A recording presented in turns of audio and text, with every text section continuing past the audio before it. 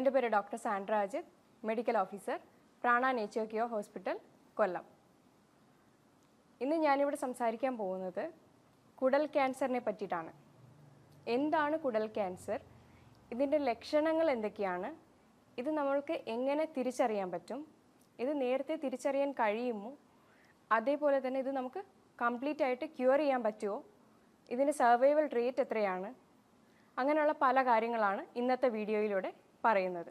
വളരെയധികം കോമൺ ആയിട്ട് കണ്ടുവരുന്ന ക്യാൻസറുകളിൽ ഒന്നാണ് കുടൽ ക്യാൻസർ. കുടൽ എന്ന് പറയുമ്പോൾ വൻകുടൽ ആണ് പ്രത്യേകമായി ഉദ്ദേശിക്കുന്നത്. കുടലിൽ തന്നെ ascending colon, transverse colon, descending colon, sigmoid colon, rectum എന്ന് പറയുന്ന ഭാഗങ്ങളിൽ എവിടെ ക്യാൻസർ വന്നാലും അതിനെ നമ്മൾ കോളോറെക്ടൽ ക്യാൻസർ എന്നാണ് പറയുന്നത്.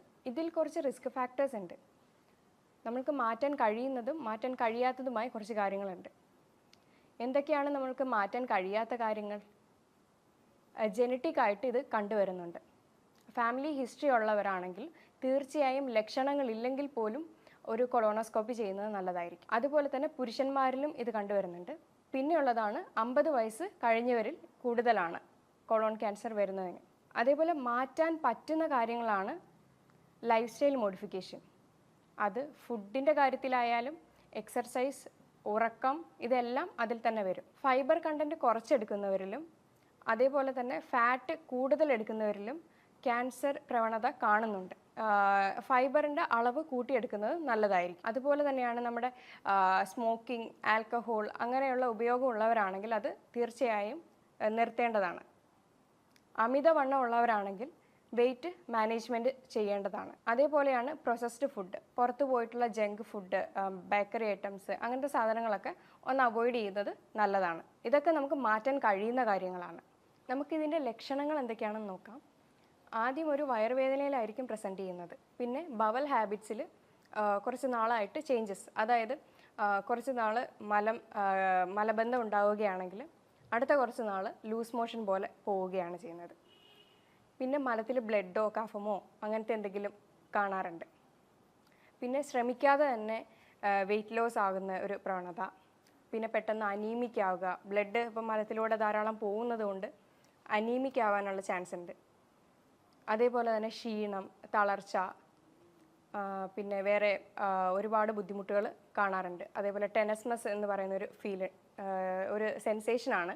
നമുക്ക് മോഷൻ പോകാനായിട്ട് തോന്നും, എന്നാൽ പോയി കഴിഞ്ഞ് കഴിഞ്ഞാൽ കംപ്ലീറ്റ് ആവാത്ത ഒരു ഫീല് പോലെ തോന്നും. അതേപോലെ തന്നെ മലത്തിൻ്റെ കൺസിസ്റ്റൻസിയിൽ വ്യത്യാസം ഉണ്ടാവുക, സൈസിൽ വ്യത്യാസം ഉണ്ടാവുക. പിന്നെ അതേപോലെ തന്നെ മലദ്വാരത്തിൻ്റെ വ്യാസം കുറയുക.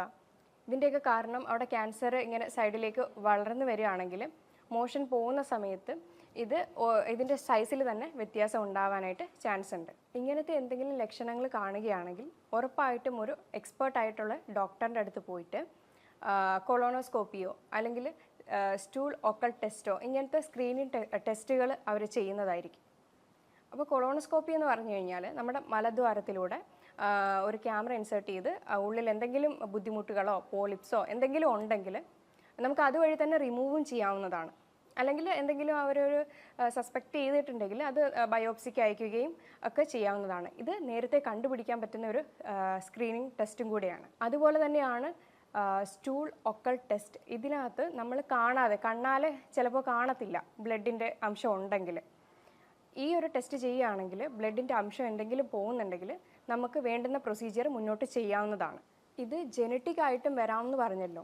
അപ്പോൾ ജനറ്റിക് ആയിട്ട് ഫാമിലിയിൽ അച്ഛനോ അമ്മയ്ക്കോ അപ്പൂപ്പനോ അച്ചമ്മയ്ക്കോ ആർക്കെങ്കിലും ഉണ്ടെങ്കിൽ ഉറപ്പായിട്ടും ലക്ഷണങ്ങൾ ഇല്ലെങ്കിൽ തന്നെയും ഉറപ്പായിട്ടും ഒരു കൊളോണോസ്കോപ്പി എടുക്കുന്നത് ഏറ്റവും നല്ലതായിരിക്കും. കാരണം അവർക്ക് ക്യാൻസർ പ്രവണത കൂടുതലാണ്. ഇത് നേരത്തെ കണ്ടെത്തി ട്രീറ്റ് ചെയ്യാമോ എന്നൊക്കെ പലരും ചോദിക്കാറുണ്ട്. കൊളോൺ ക്യാൻസറിൻ്റെ കാര്യം പറയുകയാണെങ്കിൽ നമുക്ക് ഈ കൊളോണോസ്കോപ്പി വഴിയൊക്കെ നോക്കുകയാണെങ്കിൽ പോളിപ്പുകളാണ് വർഷങ്ങൾ കഴിയുന്നതിന് ശേഷം ക്യാൻസറിലേക്ക് തിരിയുന്നത്. അപ്പോൾ എന്തെങ്കിലും പോളിപ്പോ കാര്യങ്ങളോ ഉണ്ടെങ്കിൽ നമുക്കത് അവിടുന്ന് റിമൂവ് ചെയ്തെടുക്കാവുന്നതേ ഉള്ളൂ. അപ്പോൾ ഇത് യഥാർത്ഥത്തിൽ നമുക്ക് സ്റ്റാർട്ടിങ്ങിൽ തന്നെ കണ്ടുപിടിക്കുകയാണെങ്കിൽ മൊത്തത്തിൽ മാറ്റാൻ പറ്റുന്ന ഒരു ക്യാൻസറാണ്, അതായത് ക്യാൻസറിൻ്റെ പ്രവണതയാണ്. മലത്തിലൂടെ ബ്ലീഡിങ് പോകുമെന്ന് ഞാൻ പറഞ്ഞായിരുന്നു. പക്ഷേ പലരും ഇത് ശ്രദ്ധിക്കുന്നില്ല. ചിലപ്പോൾ ഒന്നും നോക്കാതെ നമ്മുടെ ഈവൻ ടോയ്ലറ്റിൽ ഇപ്പോൾ ഇരിക്കുന്ന ശീലവേ കറക്റ്റല്ല. എല്ലാവരും ഫോണും കൊണ്ടും ന്യൂസ് പേപ്പറും ഒക്കെ കൊണ്ടിട്ടാണ് ഇരിക്കുന്നത്. അപ്പോൾ ഇരുന്ന് കാര്യം കഴിഞ്ഞിട്ട് ഫ്ലഷ് ചെയ്ത് പോവുകയാണ് പതിവ്. പക്ഷേ എന്നാൽ ചിലരിത് നോട്ട് ചെയ്യുന്നുണ്ടാവും. അത് വലിയ കാര്യമാക്കത്തില്ല, വല്ല പൈൽസോ അങ്ങനത്തെ എന്തെങ്കിലും കാര്യമാണെന്ന് പറഞ്ഞിട്ട് അത് അവഗണിക്കുകയാണ് പതിവ്. പക്ഷേ ഇത് ശരിയാണോ എന്ന് തോന്നുന്നുണ്ടോ? കാരണം ചിലപ്പോൾ ഇത് ക്യാൻസർ ആയേക്കാം, ക്യാൻസറിന് കാരണമായേക്കാം. ഇനി നമുക്കിതിൻ്റെ സർവൈവൽ റേറ്റ് നോക്കാം. സർവൈവൽ റേറ്റ് എന്ന് പറയുമ്പോൾ 5 years ആണ്. അപ്പോൾ അത് പറയുന്നത് എന്ന് പറയുമ്പോൾ സ്റ്റേജ് 1ഉം 2ഉം വരുമ്പോൾ 85%ഓളമാണ്. എന്നാൽ സ്റ്റേജ് 3ഉം 4ഉം ഒക്കെ ആണെങ്കിൽ 15% ഉണ്ടാവത്തുള്ളൂ. അതുകൊണ്ട് തന്നെ റിസ്ക് എടുക്കാതെ ഒരു കൊളോണോസ്കോപ്പി ചെയ്യുന്നത് ഏറ്റവും നല്ലതായിരിക്കും. അത് ചിലപ്പോൾ ജെനറ്റിക്കായിട്ട് എന്തെങ്കിലും ബുദ്ധിമുട്ടുള്ളവരാണെങ്കിൽ ഉറപ്പായിട്ടും ലക്ഷണങ്ങൾ കാണിച്ചില്ലെങ്കിൽ പോലും പോയി ഒരു കൊളോണോസ്കോപ്പി എടുക്കുക. ഇല്ലെന്നുണ്ടെങ്കിൽ 50 വയസ്സ് കഴിഞ്ഞവരാണെങ്കിൽ ഒരു 10 വർഷം കൂടുമ്പോഴെങ്കിലും ഒരു കൊളോണോസ്കോപ്പി എടുക്കുന്നത് നല്ലതായിരിക്കും. എന്നാൽ പലപ്പോഴും ഓരോരുത്തർ ചോദിക്കുന്നതാണ്, വയറ്റിൽ മലം കെട്ടിക്കിടക്കുന്നതും ഗ്യാസ് കെട്ടിക്കിടക്കുന്നതും ഒക്കെ ക്യാൻസറിന് കാരണമാകാറുണ്ടോ എന്ന്. ശരിക്കും ഇതൊരു പരിധി വരെ ക്യാൻസറിന് കാരണമായേക്കാം. നമ്മൾ ചിലപ്പോൾ അവഗണിക്കുന്ന ഒന്നും കൂടി ആയിരിക്കും ഇത്. നമ്മുടെ വയറ്റിൽ നിന്ന് മലം പോവാതെ നിൽക്കുമ്പോൾ അതെന്താണ് അതിൻ്റെ കാരണം എന്നൊന്നും ആരും പ്രത്യേകിച്ച് പോയി തിരക്കാറില്ല. എന്നാൽ ഇത് അങ്ങനെ വിടാതിരിക്കുന്നതായിരിക്കും ഏറ്റവും നല്ലത്. എന്തെങ്കിലും അങ്ങനെ ബുദ്ധിമുട്ടുണ്ടെങ്കിൽ ഉറപ്പായിട്ടും ഒരു ഡോക്ടറിനെ കൺസൾട്ട് ചെയ്യേണ്ടതാണ്. അതല്ലാതെ വീട്ടിൽ തന്നെ മാറ്റാൻ പറ്റും എന്ന് തോന്നിക്കഴിഞ്ഞാൽ അതിനുള്ള കാര്യങ്ങൾ ചെയ്യുക. ലൈഫ് സ്റ്റൈൽ മോഡിഫിക്കേഷൻ ചെയ്യുക, ജീവിതശൈലിയിൽ മാറ്റങ്ങൾ വരുത്തുക. അതായത് വെള്ളം കുടിക്കുക, നന്നായിട്ട് എക്സസൈസ് ചെയ്യുക, അതിന് വേണ്ടുന്ന ഭക്ഷണങ്ങൾ കഴിക്കുക, ഫൈബർ കണ്ടൻറ്റ് അടങ്ങിയത് കഴിക്കുക. അങ്ങനെ കുറേ കാര്യങ്ങൾ നമുക്ക് വീട്ടിൽ തന്നെ ചെയ്യാൻ പറ്റുന്നതാണ്. ഇനി ഇതിലും മാറിയില്ലെങ്കിൽ ഉറപ്പായിട്ടും ഒരു ഡോക്ടറിനെ കൺസൾട്ട് ചെയ്യേണ്ടത് അത്യാവശ്യമാണ്. ഇതൊക്കെ ഗട്ടിലെ ബാക്ടീരിയയുടെ പ്രശ്നവും കൂടെയാണ്. ഇത് മലം കെട്ടിക്കിടക്കുന്നതായാലും ഗ്യാസിൻ്റെ ആയാലും ചിലപ്പോൾ ഇത് ഇറിറ്റബിൾ ബവൽ സിൻഡ്രം എന്നുള്ള ഒരു രോഗാവസ്ഥയും ആയിരിക്കാം. അതുകൊണ്ട് ഉറപ്പായിട്ടും അതെന്താണ് അതിൻ്റെ റൂട്ട് കോസ് എന്ന് കണ്ടുപിടിക്കുന്നത് വളരെ നല്ലതാണ്. നമ്മുടെ ഗട്ട് ക്ലിയർ അല്ലെങ്കിൽ പല ബുദ്ധിമുട്ടുകളും നമുക്കുണ്ടാകും. നമ്മൾക്ക് എല്ലാവർക്കും അറിയുന്ന കാര്യമാണ് നമ്മുടെ കുടലിൽ ഒരുപാട് ബാക്ടീരിയാസ് ഉണ്ടെന്ന്. അത് നല്ല ബാക്ടീരിയാസും ഉണ്ട്, ചീത്ത ബാക്ടീരിയാസും ഉണ്ട്. ഒരു പരിധിയിൽ കൂടുതൽ നല്ല ബാക്ടീരിയാസ് ആയാലും ചീത്ത ബാക്ടീരിയ ആയാലും അത് കൂടിക്കഴിഞ്ഞു കഴിഞ്ഞാൽ പല ബുദ്ധിമുട്ടുകളും ഉണ്ടാകും.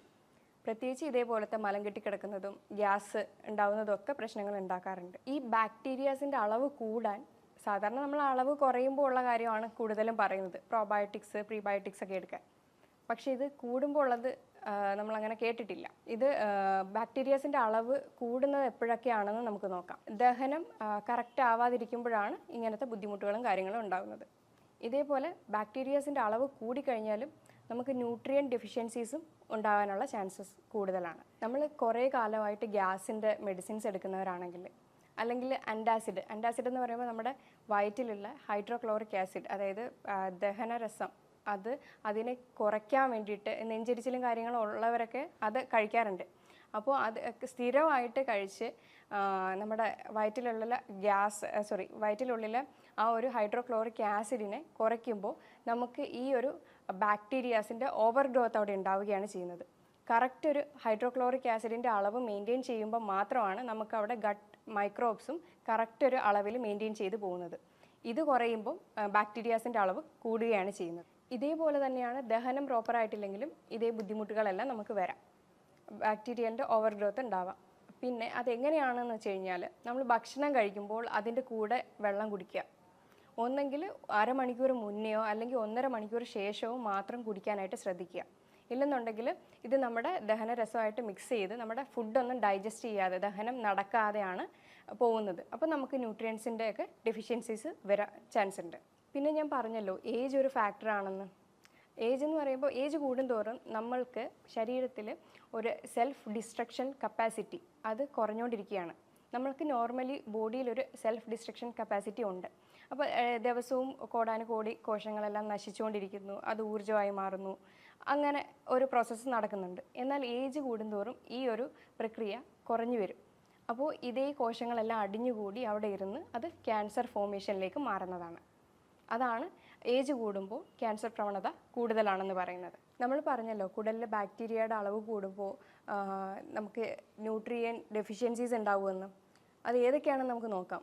Vitamin B12, calcium, iron, thiamine, niacin, ഇങ്ങനെയുള്ള പല സാധനങ്ങളും നമ്മുടെ ശരീരത്തേക്ക് അബ്സോർബ് ആകില്ല. അപ്പോൾ ഇങ്ങനെയുള്ള പല ബുദ്ധിമുട്ടുകളും നമുക്ക് ഉണ്ടാകും. ഇപ്പോൾ അയൺ കുറയുകയാണെങ്കിൽ അനീമിക് ആകും, അതേപോലെ കാൽഷ്യം കുറയുകയാണെങ്കിൽ എല്ല് തേയ്മാനം ഉണ്ടാകും, അതേപോലെ തന്നെ B12 ഒക്കെ ഡെഫിഷ്യൻസീസ് വരുവാണെങ്കിൽ നമുക്ക് അഗെയിൻ അനീമിക് ആകുകയാണ് ചെയ്യുന്നത്.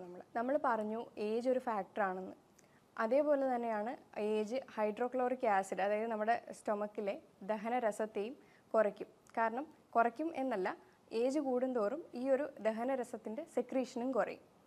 അതേപോലെ തന്നെയാണ് ഡയബറ്റിക് പേഷ്യൻസിലും ആ ഒരു ആസിഡ് pHന് വ്യത്യാസം വരികയാണ് ചെയ്യുന്നത്. അപ്പോൾ ദഹനത്തിന് പിന്നെയും ബുദ്ധിമുട്ടുണ്ടാക്കുന്നു. ഓക്കെ, നമുക്കിനി എങ്ങനെ ബാക്ടീരിയൽ ഓവർ ഗ്രോത്തിനെ മാനേജ് ചെയ്യാൻ നോക്കാം. ആദ്യമായിട്ട് നമ്മൾ ഷുഗർ കണ്ടന്റ് തന്നെയാണ് കുറയ്ക്കേണ്ടത്. ഷുഗറിൻ്റെ കണ്ടന്റ് ഓവറായിട്ട് ചെല്ലുമ്പോൾ ഇത് വളരാനുള്ള ചാൻസ് കൂടുതലാണ്. അത് മൾട്ടിപ്ലൈ ചെയ്യാം. അപ്പോൾ നമ്മൾ ഈ ഷുഗർ കണ്ടന്റ് കുറയ്ക്കുകയാണെങ്കിൽ ഈ ഒരു ബുദ്ധിമുട്ടുണ്ടാകത്തില്ല. ഇത് പലതരത്തിൽ ഉള്ള ബേക്കറി പലഹാരങ്ങളിൽ, പിന്നെ നമ്മൾ കുടിക്കുന്ന കൊക്കക്കോള, പെപ്സി, മിറിണ്ട, ഇതൊക്കെ ഒന്ന് ഒഴിവാക്കുക. ഇതിനൊക്കെ ഹൈ കണ്ടന്റ് ഷുഗറാണ്. അല്ലാതെ തന്നെ നമ്മൾ കഴിക്കുന്ന സാധനങ്ങളിലും ഷുഗർ ഉണ്ട്, അപ്പോൾ അതൊക്കെ ഒന്ന് കട്ട് ചെയ്യുക.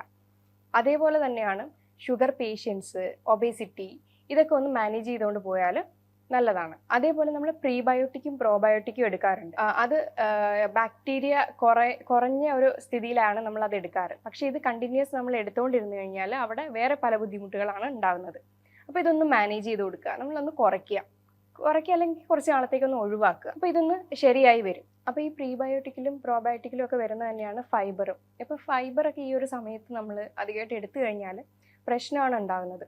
പ്രത്യേകിച്ചും നമ്മൾ വെജിറ്റബിൾസിലും സോല്യുബിൾ ഫൈബേഴ്സ്, ഇൻസോല്യുബിൾ ഫൈബേഴ്സും ഒക്കെ എടുക്കുന്നവരാണ്, അതും ഗട്ട് ഹെൽത്ത് നേരെയാവാൻ വേണ്ടിയിട്ട്. പക്ഷേ ഈ സമയത്ത് ഇതൊക്കെ ഒന്ന് കൺട്രോൾ ചെയ്ത് കൊടുക്കുന്നത് നല്ലതായിരിക്കും. പിന്നെ പയറ്, കടല, പിന്നെ വെജിറ്റബിളിൽ ക്രൂസിഫർ വെജിറ്റബിൾ എന്ന് പറയുന്ന കോളിഫ്ലവർ, ബ്രൊക്കോളി, ക്യാബേജ്, ഇതൊക്കെ കുക്ക് ചെയ്ത ഉടനെ ചൂടോടെ കഴിക്കുമ്പോൾ ഇതിൻ്റെ ഉള്ളിലെ കാർബോഹൈഡ്രേറ്റും ഫൈബറും ഒക്കെ ഒന്ന് വേർതിരിയും. അപ്പോൾ അതിൻ്റെ ആ ഒരു സാധാ ഉണ്ടാക്കുന്ന പ്രശ്നങ്ങളൊന്നും ഉണ്ടാക്കാറില്ല. അതുകൊണ്ട് തന്നെയാണ് ചൂടോടെ കഴിക്കണം എന്ന് പറയുന്നത്. പിന്നെ ആപ്പിൾ സിഡർ വിനെഗർ, അതൊരു 2 ടേബിൾ സ്പൂൺ എടുക്കുക. ഒരു ഗ്ലാസ് വെള്ളത്തിൽ നന്നായിട്ട് മിക്സ് ചെയ്ത് എന്നും രാവിലെ ആഹാരത്തിന് മുന്നേ ആയിട്ടോ അല്ലെങ്കിൽ ഒരുപാട് ബുദ്ധിമുട്ടുണ്ടാക്കുന്നെങ്കിൽ ആഹാരം കഴിച്ചിട്ടോ കഴിക്കാവുന്നതാണ്. ഇത് നമ്മുടെ ആസിഡ് പ്രൊഡക്ഷനെ കൂട്ടുകയും ചെയ്യും. അപ്പോൾ ആസിഡ് പ്രൊഡക്ഷൻ കറക്റ്റായിട്ടുണ്ടെങ്കിൽ, അതായത് നമ്മുടെ ശരീരത്തിലുള്ള വയറ്റിലുള്ള ദഹനരസമായിട്ടുള്ള ഹൈഡ്രോക്ലോറിക് ആസിഡിൻ്റെ അളവ് നിയന്ത്രിക്കുകയും അതേപോലെ ബാക്ടീരിയയുടെ ഓവർ ഗ്രോത്ത് തടയുകയും ചെയ്യും. അപ്പോൾ ഈ പറഞ്ഞ കാര്യങ്ങളൊക്കെ ഫോളോ ചെയ്യാൻ പറ്റുന്നതാണ്. ഇതിലും വലിയ ബുദ്ധിമുട്ടുകളോ കാര്യങ്ങളോ ഒക്കെ ഉണ്ടെങ്കിൽ ഉറപ്പായിട്ടും ഒരു എക്സ്പേർട്ടിനെ കൺസൾട്ട് ചെയ്യേണ്ടത് വളരെ അത്യാവശ്യമാണ്. അപ്പം ഞാൻ ഈ പറഞ്ഞ കാര്യങ്ങളിൽ എന്തെങ്കിലും സംശയങ്ങളുണ്ടെങ്കിലും താഴെ കൊടുത്തിരിക്കുന്ന നമ്പറിൽ കോൺടാക്ട് ചെയ്യുക. ഇനി മറ്റൊരു ഹെൽത്ത് ടോപ്പിക്കുമായി വീണ്ടും കാണാം. Thank you.